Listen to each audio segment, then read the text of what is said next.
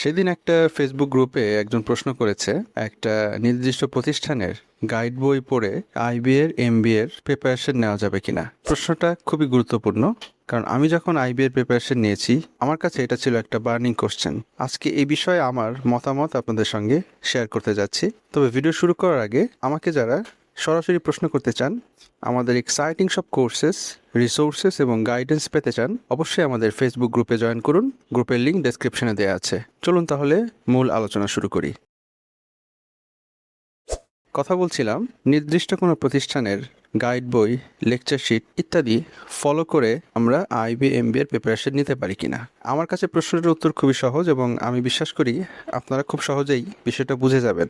ধরে নেন আপনার কাছে অর্গানিক ফুড, অর্থাৎ কোনো প্রকার রাসায়নিক দ্রব্য ব্যবহার না করে যে খাবার উৎপাদন করা হয়েছে, কোনো প্রকার হাইব্রিড বীজ ব্যবহার না করে যে খাবার উৎপাদন করা হয়েছে, সেই খাবারের সোর্স যদি আপনার কাছে থাকে, তাহলে আপনি হাইব্রিড পদ্ধতিতে কেমিক্যাল ব্যবহার করে যে খাবার তৈরি করা হয়েছে সেই খাবার খাবেন কিনা, এটা হচ্ছে প্রশ্ন। অনেক সময় আমরা চাইলেও পয়সা খরচ করেও অর্গানিক খাবার পাই না। এখন আসেন গাইড বই বা লেকচার শিট যেগুলো আমরা বিভিন্ন প্রতিষ্ঠানে পেয়ে থাকি, সেগুলো সম্পর্কে আমার মতামত। আমার কাছে মনে হয় এই যে গাইড বইয়ের কথা বলছি বা লেকচার শিটের কথা বলছি, এগুলো হাইব্রিড প্রোডাক্ট।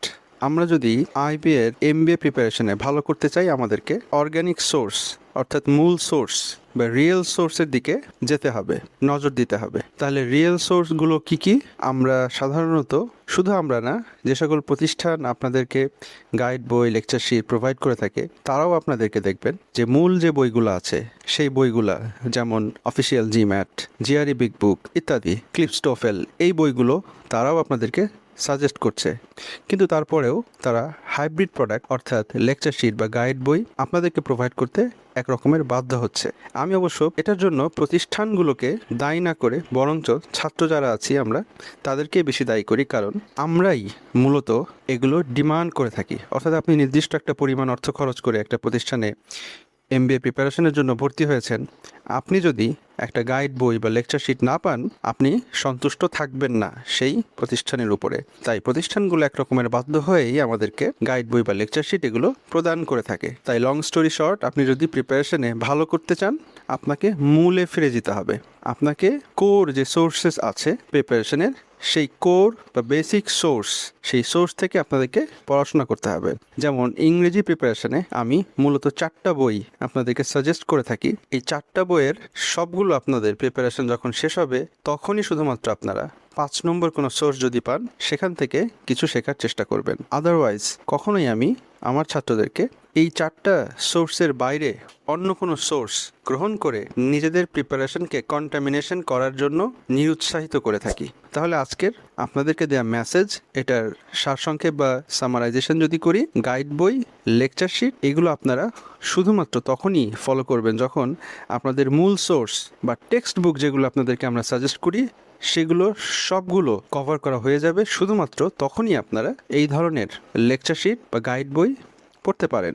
মনে রাখবেন, লেকচার শিট বা গাইড বই এগুলো আপনাদেরকে ডিফ্লেক্ট করবে আপনাদের অরিজিনাল প্রিপারেশন থেকে। অর্থাৎ আপনি অরিজিনাল প্রিপারেশনের যে সোর্স, সেখান থেকে জ্ঞান অর্জন না করে পার্শিয়ালভাবে আপনাদের প্রিপারেশন নেবেন, এবং যেটা কখনো কখনো আপনাদের জন্য বিপজ্জনক হতে পারে। কারণ আপনারা ভাববেন আপনারা পরিপূর্ণ প্রিপারেশন নিয়েছেন, কারণ আপনারা লেকচার শিট শেষ করেছেন, কিন্তু আদতে যেহেতু আপনারা মূল সোর্স কভার করেন নাই, আপনাদের প্রিপারেশন অসম্পূর্ণ থেকে যাওয়ার খুব বেশি সম্ভাবনা রয়েছে। তো ধন্যবাদ, আজকে এ পর্যন্তই।